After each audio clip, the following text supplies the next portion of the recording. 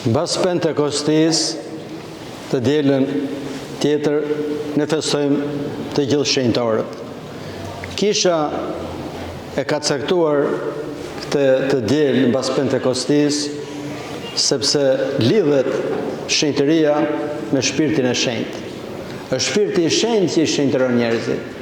Ne nuk shenjtërohemi dot vetëm thjesht nga forca jonë. Padyshim, Kisha ortodokse beson që shpëtimi është një sinergji, që do thotë është hiri i shpirtit shenjtë, po dhe pjesa jonë.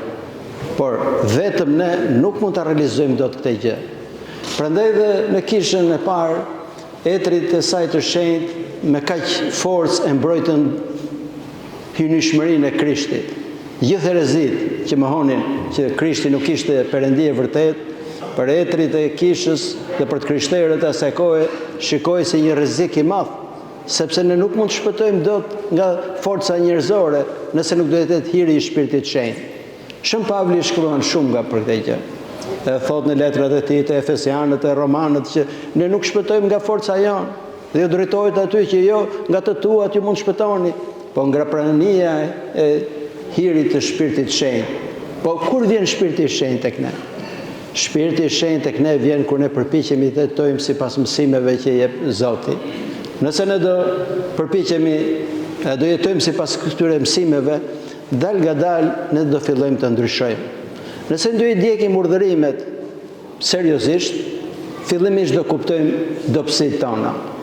Sepse njerëzit që nuk janë përpjekur seriozisht nuk i kuptojnë dobësitë e tyre. E mendja krenare nuk e pranon dot që jemi të dobët. As nuk e pranon dot që zemra jonë shpeshherë nuk është e pastër. Vetëm ndriçimi nga përulësia mund ta sjellë këtë gjë. Ai që jep dobësitë e tij ka shansin të jetë i përulur. Dhe njeri i përulur sjell hirin e shpirtit shenjtë në veten e tij. Ai që ti je i përulur duhet të merresh me veten, jo me të tjerët. Prandaj dhe pastrimi i zemrës është shumë i rëndësishëm që të vijë hiri i shpirtit shenjtë. Hiri i shenjtë i bën njerëzit të shenjtë. Dhe sot ne që kujtojmë të gjithë shenjtorët, padyshim që duhet na vinë ndërmend fjalët e shkrimit shenjtë. Zoti thotë: "Jeni të shenjtë sepse unë jam i shenjtë." Çdo i krishter është thirrur që të shenjtërohet. Shpeshherë janë disa pseudo përulësira. Njerëzit bëjnë shumë gabime të ndryshme dhe justifikojnë duke thënë: "E po si jemi tash të shenjtë?" Nuk jemi të shenjtë, padyshim, po jemi thirrur që të bëhemi të shenjtë. Rruga drejt bashkimit me Krishtin është rruga drejt shenjtërimit. Dhe Ungjilli i sotëm na thot disa pjesë nga kapitulli i 10 i Mateut se çfarë Zoti po i mëson të nxënësve. Dhe fillimisht fillon me këtë: "Kushdo që të pohoj mu përpara njerëzve, dhe unë do e pohoj atë përpara Perëndis, Atit tim dhe ëngjëjve. E kushdo që do mohoj mua, edhe unë do e mohoj atë." Këto fjalë janë fjalë shumë të rëndësishme për gjithë secilin nga ne. Çfarë do thotë që të pohojmë Krishtin? Fillimisht padyshim do thotë që besojmë në Krishtin, e nuk e mohojmë atë me fjalë. Por nuk mjafton vetëm kjo gjë. Mund ta pohojmë me fjalë, po e mohojmë me vepra. Ne kemi edhe një detyrim tjetër përpara kishës e para gjithë njerëzve, të dëshmojmë për mësimin e Krishtit, të dëshmojmë dhe këtë të tjerët. Madje shpeshherë dëshmia më e madhe nuk është thjesht me fjalë, po është me veprat. Në Paterikonin tregohet një histori. Një shenjtë i madh i shkretirës i tha një nxënës i tij: "Nesër do shkojmë dhe do predikojmë në Aleksandri." Dhe nga shkretira e Nitris shkuan atje, e tërditën shitën shportat, çfarë punë kishin për të bërë, dhe në mbrëmje i thotë: "Le të kthehemi." E nxënësi i thotë: "Aba, po nuk më the që do predikonim, po pse çfarë bëm tërditën?" Mënyra si folëm, mënyra si ecëm, mënyra si shitëm, mënyra si ndihmon tjerët, kjo është predikimi më i madh. Prandaj dhe predikimi më i madh është me shembuj. Me fjalë është më i lehtë.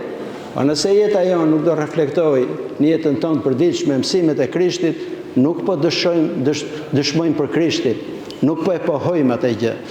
Dhe së dyti Krishti na thot: "Ai që do nën bab më shumë se mua, nuk është i denjë për mua." Dhe po të njëjtin gjë thot dhe për prindrit: nëse do dojnë birë o bia më shumë se mua, nuk janë të ndenjë për mua. Çfarë do thotë kjo gjë? Njerëzit shpeshherë ndoshta e keq interpretojnë këtë gjë, e nuk e kuptojnë. Të duash Perëndin nuk do thotë që mos e duash prindrit. Madje ai që do Perëndin do dhe prindrit. Sot nuk i duan pikërisht sepse nuk duan Perëndin. Janë larguar nga dashuria e Perëndis dhe janë larguar edhe nga dashuria për njëri tjetrin, për dashuria për prindrit edhe për fëmijët. Vetëm duke dashur Perëndin ne mund t'i duam dhe të tjerët. Kujtoni gjithmonë episodin që ju përmend vazhdimisht. Përpara se Zoti t'i jepte Pjetrit një detyrë shumë të rëndësishme që të dëshmonte jo vetëm besimin, po dhe të kishte kujdes për grigjen e tij, i thot këtë fjalë, e pyet 3 herë. I thot Simoni biri i Jonait, a më do më shumë se sa këta tjerët? Dhe mbas i thot ai, po Zot, i thot kullot shtjerrat e mia.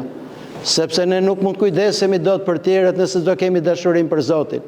Historia e gjatë e jetës shpirtërore të krishtërimit e tregon këtë gjë, që vetëm njerëzit që duan Perëndin i duan dhe njerëzit e tjerë. Prandaj dhe Zoti na kërkon këtë, që të duam Zotin më shumë se të gjithë të tjerët, sepse duke dashur Perëndin do i duam edhe të tjerët. Dhe na thot edhe disa mësime të tjera në këtë. Na thot që duhet marrim kryqin. Çfarë do thot që të marrim kryqin? Sepse shpesh herë ne kemi folur për kryqin. Dhe është shumë i rëndësishëm të kuptohet misteri i kryqit. Kryqi nuk është ai që e shikojmë ne sot mbas 2000 vjetësh. Kryqi i Krishtit në atë kohë ishte një shenjë poshtërimi. Vetëm kriminalët, sklevrit dhe ata që nuk ishin qytetar romak kryqëzoheshin. E ndaloi te ligji romak që një qytetar romak të kryqëzohej, sepse ishte një shenjë poshtërimi. E megjithatë Zoti zgjodhi pikërisht të instrument poshtërimi dhe vdekje për ta kthyer në instrumentin e jetës. Ju e dëgjuat në letrën e Hebrejve që u lexuat në apostullit se Zoti thot çfarë thot për shenjtarët, se si ata u persekutuan, u jetuan thotë për vrimat e dheut, veshur me lëkura kafshësh. Përse këta njerëz vuajtën kaq shumë? Nuk i donte Perëndia ato?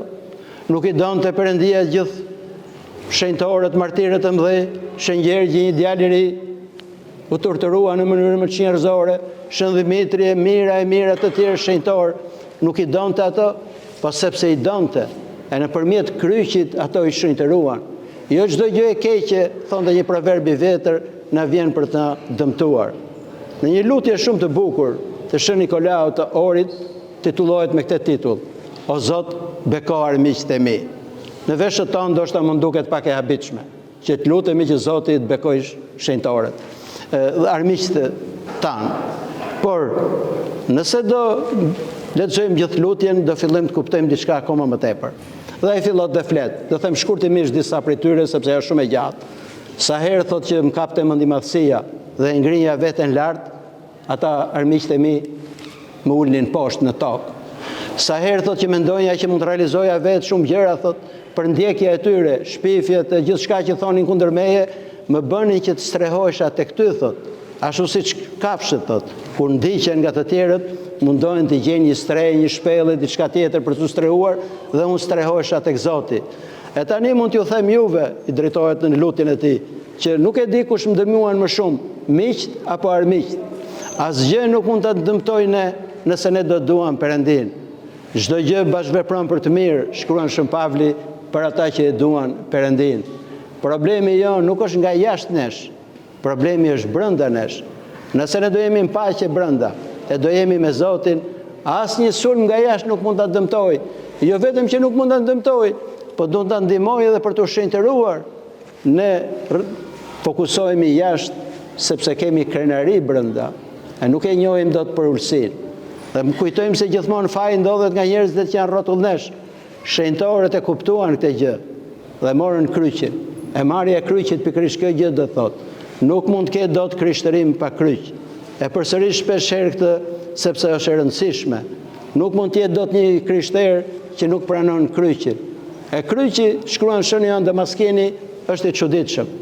Nëse ti e merr atë thot me dëshirë për hir të Krishtit, ai kthehet në çelës të artë që të hapi dyert e parajsës. Nëse ti e kundërshton atë, ai kthehet në çelës ferri që ha për ty dyert e ferrit. Prandaj që marrja e kryqit është shumë e rëndësishme për ne në rrugën drejt shenjtërimit. Ne nuk mund të shërohemi, siç kur jemi smur, nëse nuk do marrim mjekimin. E mjekimi është i hidhur, po shërimi është i ëmbël. Edhe kryqi mund të jetë shumë i vështirë, po shenjtërimi do jetë jashtëzakonisht i mrekullueshëm për gjithë secilin nga ne. Prandaj këtë ditë, le të mundohemi që të ndjekim modelin e shenjtërëve. Si na mëson dhe Shën Pavli që thotë, bëuni imituesit e mi, ashtu siç unë jam imituesi i Krishtit. Krishti mbetet gjithmonë figura orientuese për ne. Ai e mori kryqin e tij për ne, duke qenë pa asnjë faj, dha jetën e tij për mëkatarët. Dhe siç thohet në shkrimin e shenjtë, në letrat e Shën Pavlit, shumë njerëz ndoshta mund t'japin jetën e tyre për miq e për njerëz të mirë, po Zoti e dha për ne mëkatarët, nga dashuria e madhe që kishte për ne. Prandaj le të mundohemi ta marrim kryqin që na bjen, sepse duke marrë kryqin do ndjekim pas Krishtit. Dhe kryqi nuk është destinacioni përfundimtar, është ngjallja. Ngjallja është qëllimi kryesor, që do thotë shenjtërimi. Kryqi është mjeti, e gjithçka tjetër që ne hasim këto mund të jenë mjetet që na ndihmojnë, siç mjekimi është mjeti, nuk është qëllimi. Qëllimi është shërimi. Le të lutemi të gjithë shenjtërëve që ndërmjetojnë për ne, për familjet tuaja, fëmijët tuaj, prindrit tuaj, edhe për kishën tonë që të na mbrojë e të na shenjtërojë. Amin.